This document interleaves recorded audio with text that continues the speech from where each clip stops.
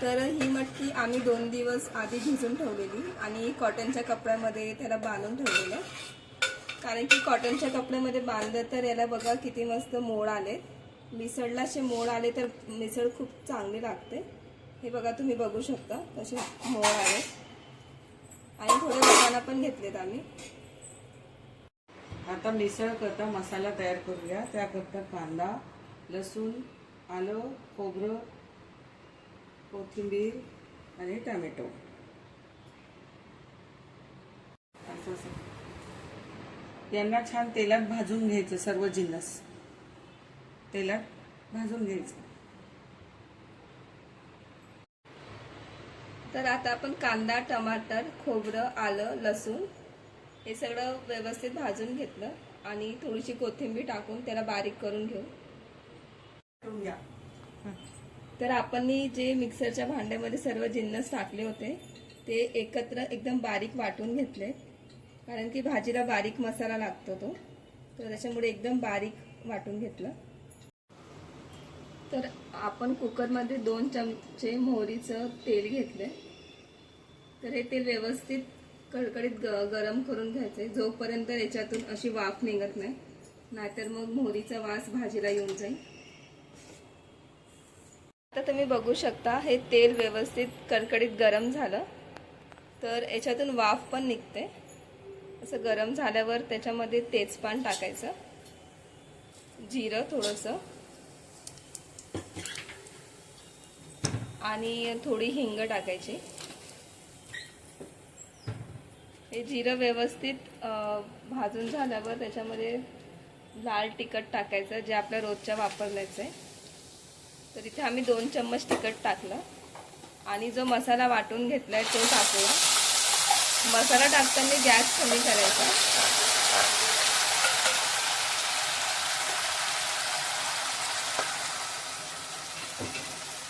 थोडीशी धनिया पावडर 1 चम्मच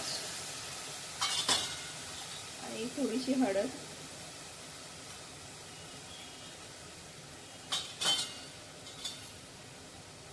आणि थोडासा मसाला. हा आमचा घरचा मसाला आहे, तर हा थोडासा.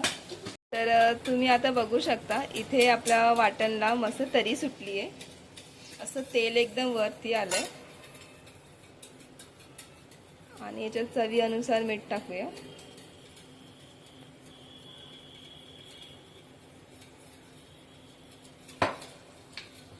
हा मसाला आमचा व्यवस्थित परतून झालाय आणि आता याला मिक्स करून घेऊ. तुम्ही बघू शकता मसाला किती मस्त भाजून झाला. आता याच्यामध्ये मटकी टाकूया, कोम आलेली मटकी.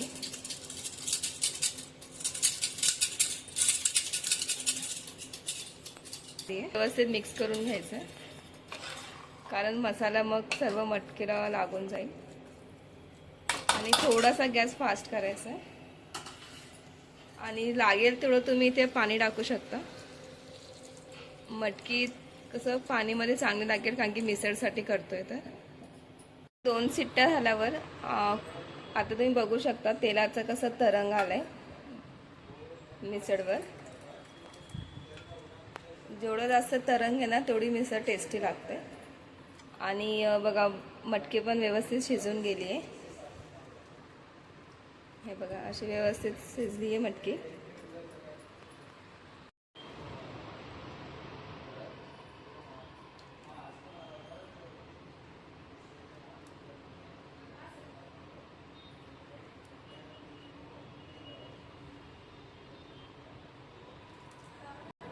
आता आपली मटकी खायला रेडी आहे. तर त्याच्यावर तुम्ही थोडंसं फरसाण, दही आणि कोथिंबीर घेऊन स्वादिष्ट मिसळचा आनंद घ्या.